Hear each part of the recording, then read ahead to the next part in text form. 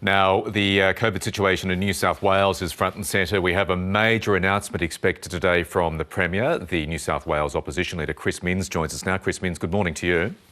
G'day, Michael. Thanks for having me. It's great to have you on. Now, we are expecting a 4-week extension of the lockdown. What do you think of that? Yeah, tough news for millions of people that live in Sydney.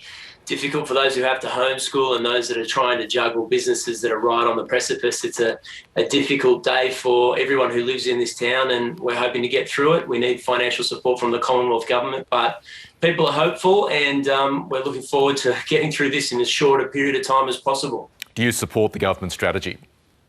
Look, I do. We've offered bipartisan support for the health advice over the last 4 weeks, and we will going forward as well. I think at the moment, what New South Wales needs to hear is a united front from the political leadership. If I thought that containment and lockdowns didn't work, then I'd be raising hell. But at the end of the day, we do. We support the health measures that are in place. The consequences of letting it rip are just too serious for the safety and risk of people in New South Wales. Now, we are hearing calls from yourself, even the New South Wales Liberal Treasurer, Dominic Perrottet, business groups for JobKeeper to be reinstated. The federal government to date has said no. Do you think they should reconsider, given the extension now we're talking about?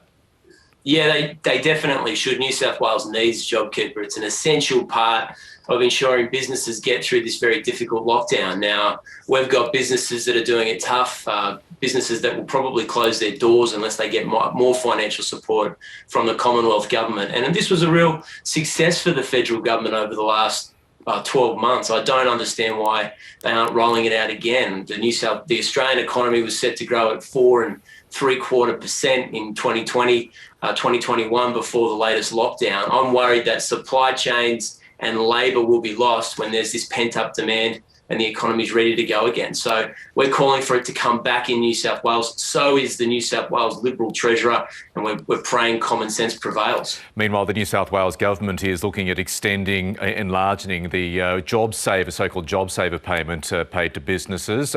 What do you reckon, or what would you be calling on the government to be doing on that front? Look, it's just not enough. At the end of the day, we've got businesses that are looking at closing their doors permanently. We don't think any business or any job should be lost because somebody's done the right thing and listened to their own government's health advice. And that's the situation we're facing in New South Wales. It's also a question of compliance with the orders. We're asking millions of people to curtail their behaviour, their habits, not go and see their family and friends, not open their businesses. In order for that to happen, and in order for large-scale compliance, financial measures are going to have to come into place. That's the best way of ensuring we get through this lockdown in as short a period of time as possible. Now, you're broadly supportive, as you've told us, about what the government's doing at the moment. In your view, though, should Gladys Berejiklian have gone into this lockdown type situation, pulled these harder restrictions on the people of New South Wales, the people of Sydney, earlier than what she did? Well, I mean, self-evidently, this will be the 6th or 7th change to restrictions since in the last 4 weeks when the initial outbreak was recorded. So I think even the Chief Health Officer and the Premier herself would say that the original measures didn't work. But look, I mean, there'll be plenty of time to work out the chronology, what happened in the intervening weeks, the circumstances that led to the initial lockdown. Right now, we just want this to work. I mean, we're all praying for the government's success here because people are hurting in New South Wales and in Sydney. And everyone I speak to is just desperate for this to be over.